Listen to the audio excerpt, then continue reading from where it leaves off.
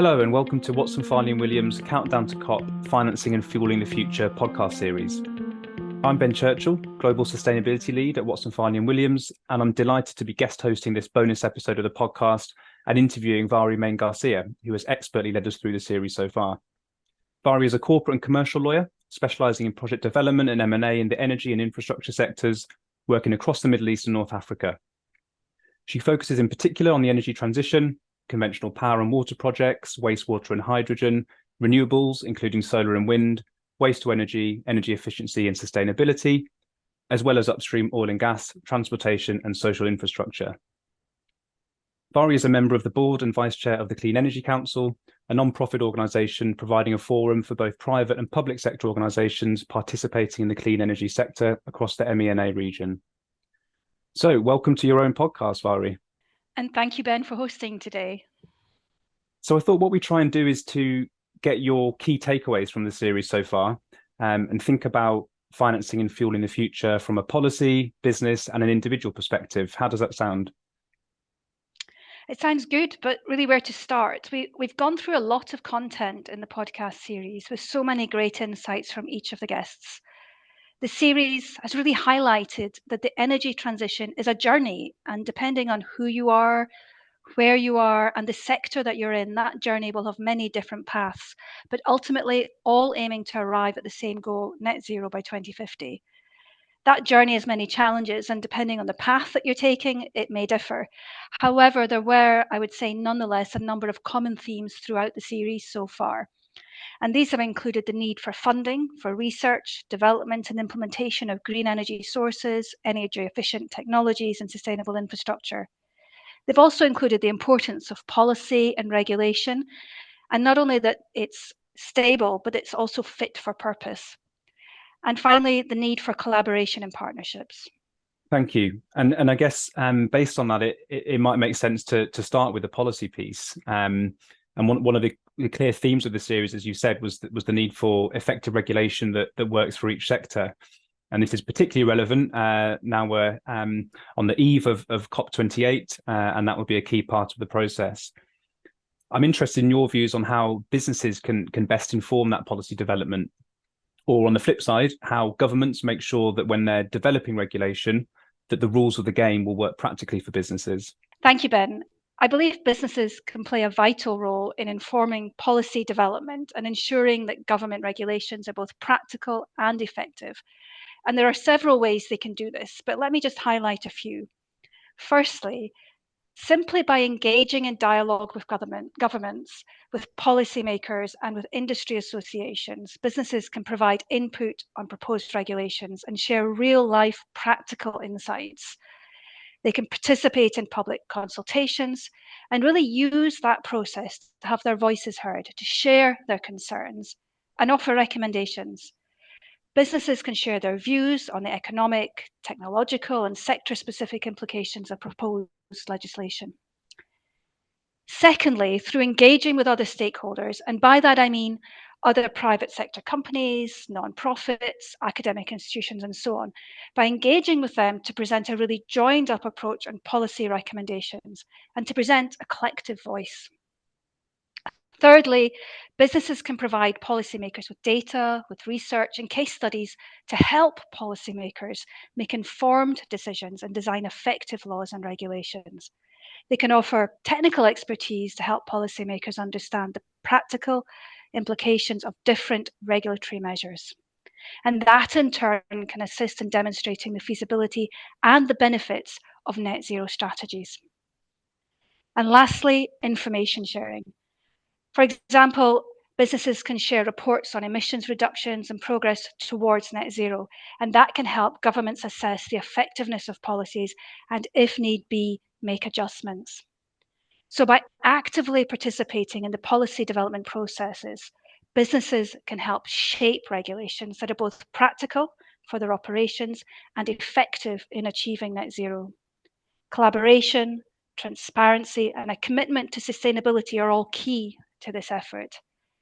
And briefly, to address the flip side of your question, how governments can ensure that the rules of the game, I think you called it, how the rules of the game will work in practice for businesses. Again, there are a number of things that governments can do, but I believe the focus must be on collaboration and dialogue. Balancing the need for environmental sustainability with the practical considerations of businesses really requires ongoing dialogue and a commitment to finding common ground. So, all in all, in terms of development of policies and regulations, I would say the focus needs to be on collaboration, transparency, and driving forward a shared vision for a sustainable future. I totally agree, and I think that piece around businesses contributing to sector-based solutions and thought leadership is really key. Something, of course, we at Watson Farley and Williams are really committed to doing. For example, in the maritime space through our Sustainability Imperative series. So let's say then that we get the right regulation in place for a certain industry. There's then that risk for businesses around safeguarding against future changes. So we know that when you take into account the supply chain complexities involved in enabling the net zero transition, companies are often operating on longer timescales than governmental policies, which are at the risk of changing radically under new administrations. What in your view, Mhairi, is the solution for businesses in terms of handling that political uncertainty?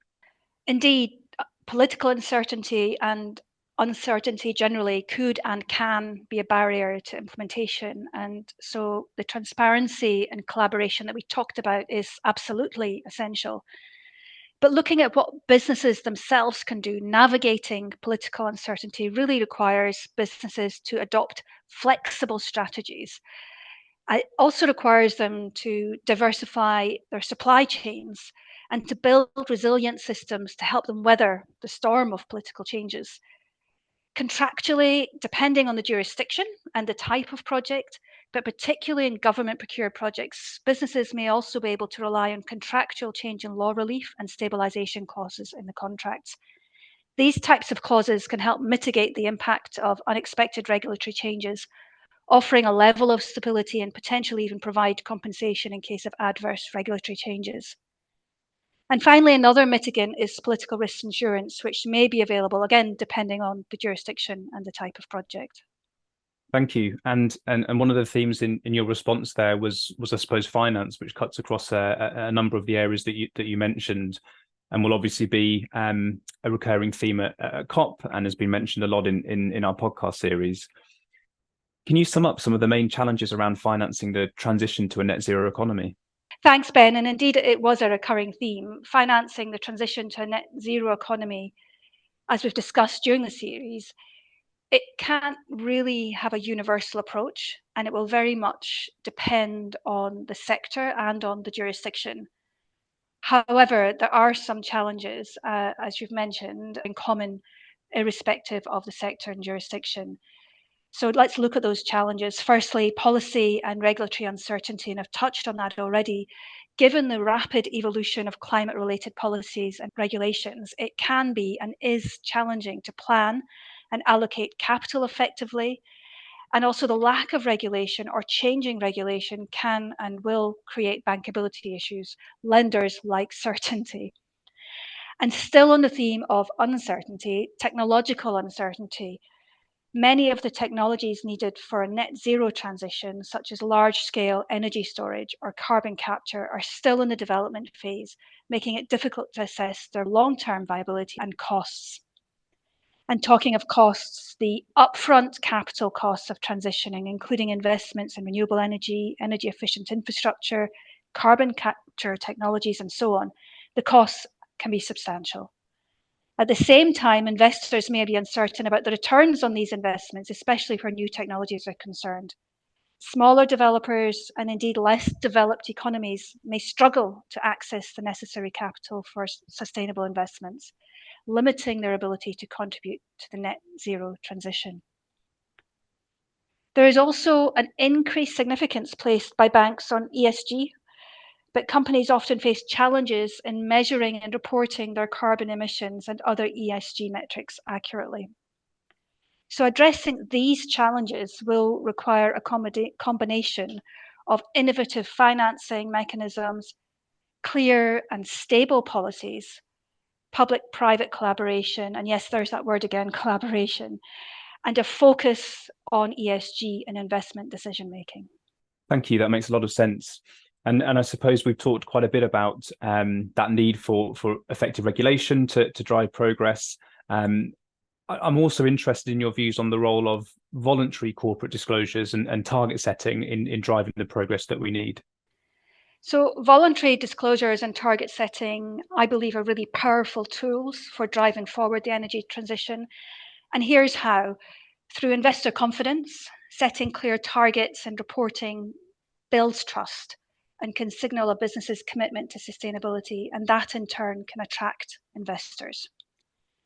Through accountability, for example, when companies voluntarily disclose their greenhouse gas emissions and set targets to reduce them, they can become more accountable for their environmental impact. Through risk management, voluntary disclosures allow businesses to identify and manage climate-related risks and adapt to changing regulations and market dynamics, while at the same time reducing exposure to potential financial and reputational risks. Through regulatory compliance, by voluntarily disclosing emissions and setting targets, companies can align with evolving environmental regulations more readily and avoid potential compliance issues going forward.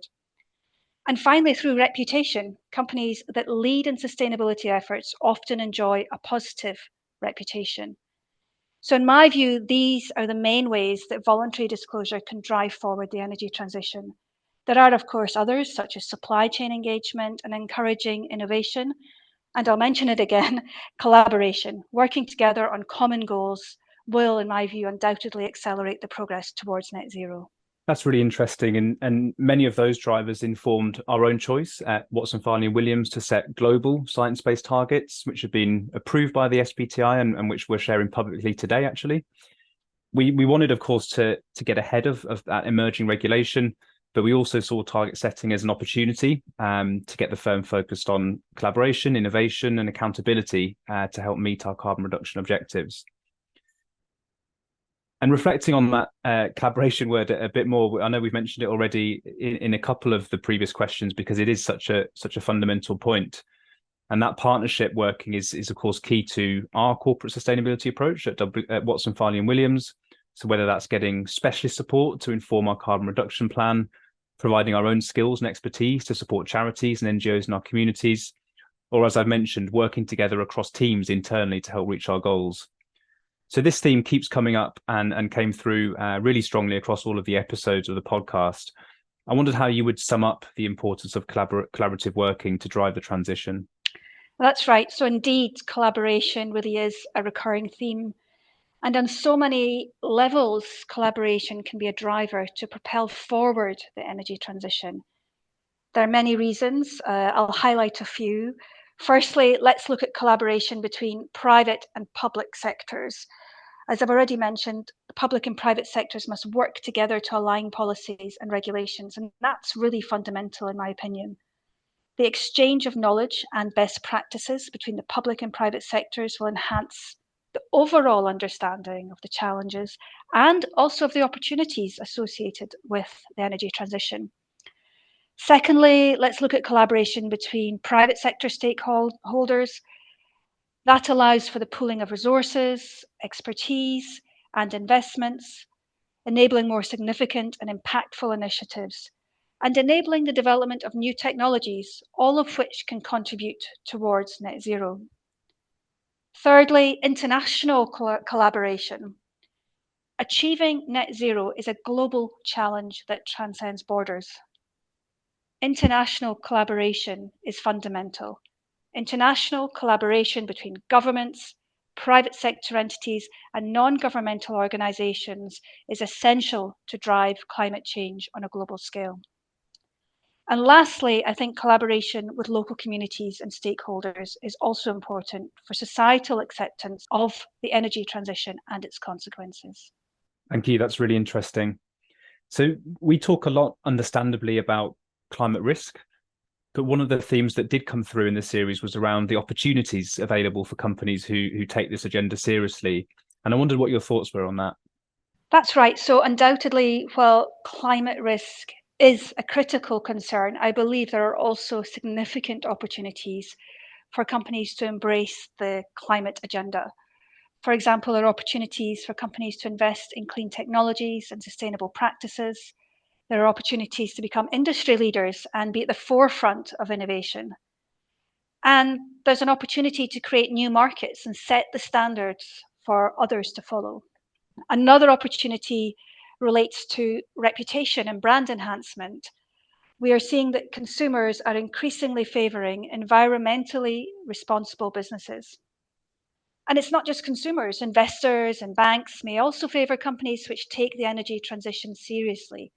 Companies committed to sustainability often find it easier to access green financing and to attract socially responsible investors.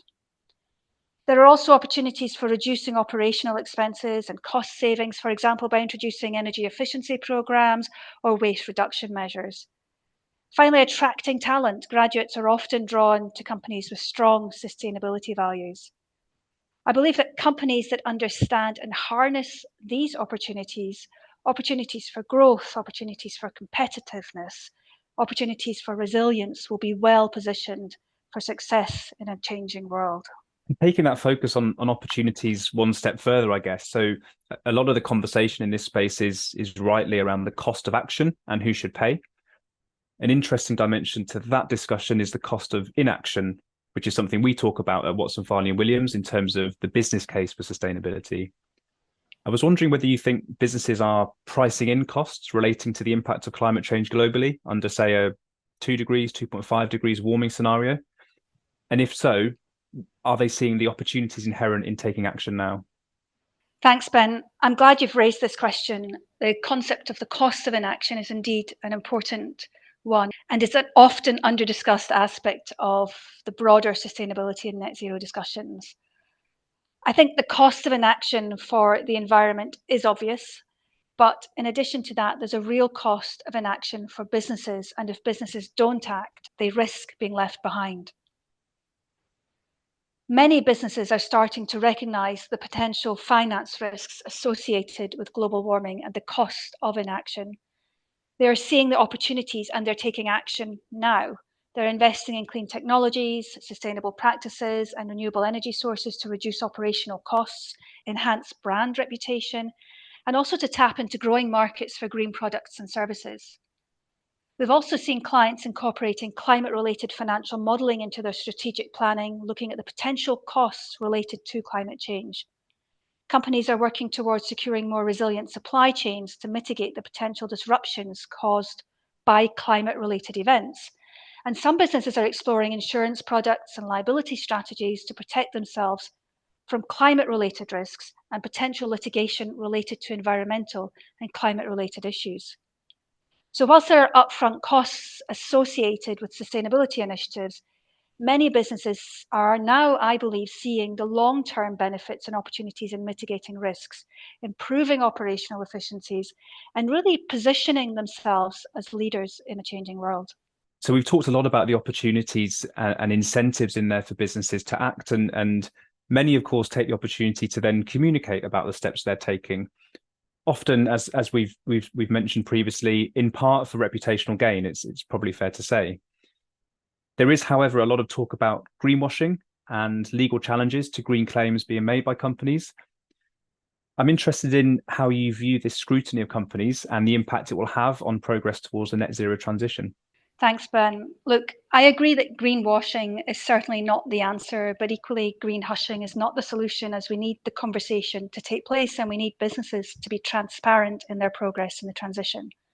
Having said that, I do firmly believe that companies need to be authentic in their sustainability efforts.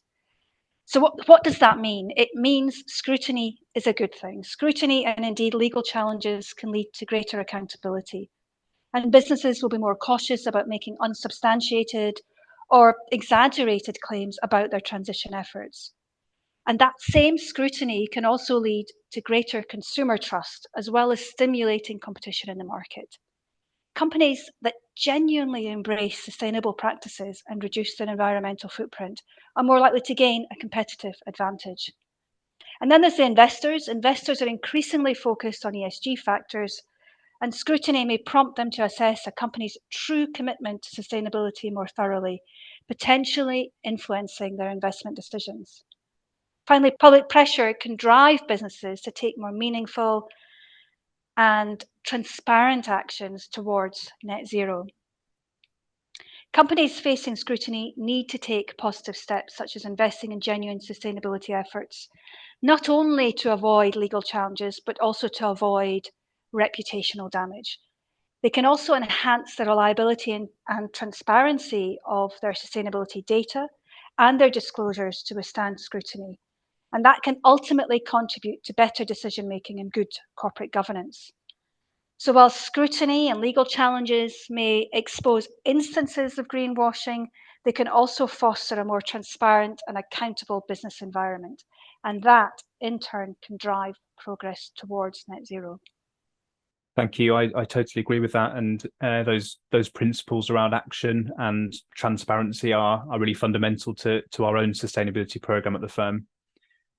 I thought it'd be interesting at this point to think a bit more about how progress or lack of progress on the net zero transition can directly affect people's lives now and in the future, and how businesses should be considering this. So probably worth framing that in terms of the just transition concept. So in some of the conversations in the podcast series, there seemed to be somewhat of a tension between pursuing the needed action to limit catastrophic climate change and then the need to offer energy security in the shorter term.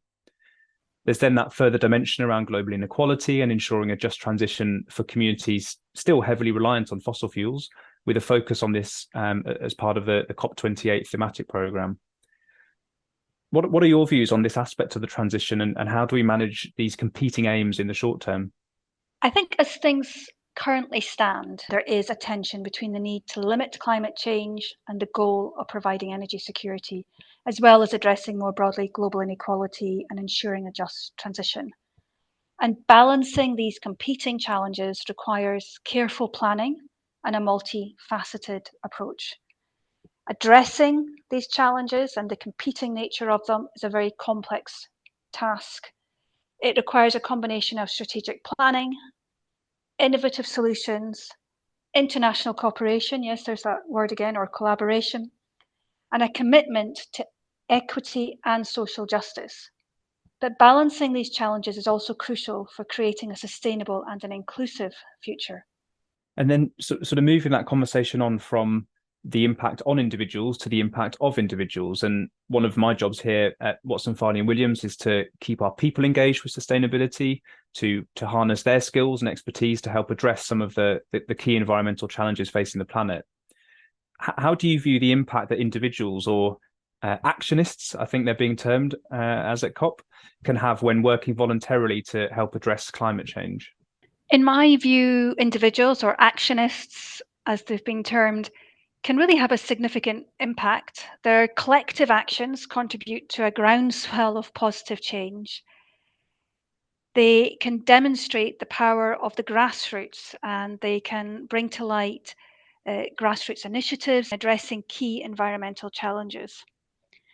They can also help by providing accessible and understandable information about environmental issues and increase awareness about those issues, promoting community involvement, promoting educational initiatives and youth involvement, sharing ideas and collaborating on projects. By fostering a sense of responsibility, by providing platforms for collaboration, and by encouraging innovation, individuals or actionists can be powerful catalysts for change in the global fight against climate change and the drive towards net zero. Thank you. And I think our time's almost up. I'm sure we could talk about this topic for a very long time. But thank you for a fascinating conversation, Mhairi. And to wrap up, I'm going to try and zoom back out and ask you to reflect on those core themes that have cut across the series so far. So the Countdown to COP podcast series is centered on the firm's different sectors, from renewables and oil and gas to aviation and maritime to mining, infrastructure and transport. It's clear that a one-size-fits-all approach isn't possible here. So can you sum up these differences and the implications for the drive towards net zero? Thank you, Ben, and thanks for a great conversation. Indeed, I think we could talk for a lot longer on each of these issues. In relation to this question, that's correct. Throughout the series, we have indeed looked at different sectors which the firm services and the challenges around achieving net zero in each of those. And it's very clear that achieving net zero is more feasible in some sectors than others due to differences in technology, economics, and the very nature of emissions. So we have sectors where it's easier to achieve net zero, such as renewables, infrastructure, and transport. But we also have sectors where it's a greater challenge, including the oil and gas sector, mining, aviation, and shipping. I think it's important to note that even the sectors that may not fully achieve net zero in themselves, those sectors can still make a significant contribution by reducing emissions and implementing offsetting measures. The key, in my view, is to implement a combination of reducing emissions, innovation, and sustainable practices across all sectors to work towards global net zero emissions. Many thanks, Mhairi, and of course to you, the listeners. Please do get in touch with your feedback, or if you have any questions about the subjects we've discussed today or over the course of the series. To listen or view the transcripts of all of the episodes of this COP28 series, please visit wfw.com. Thank you for joining.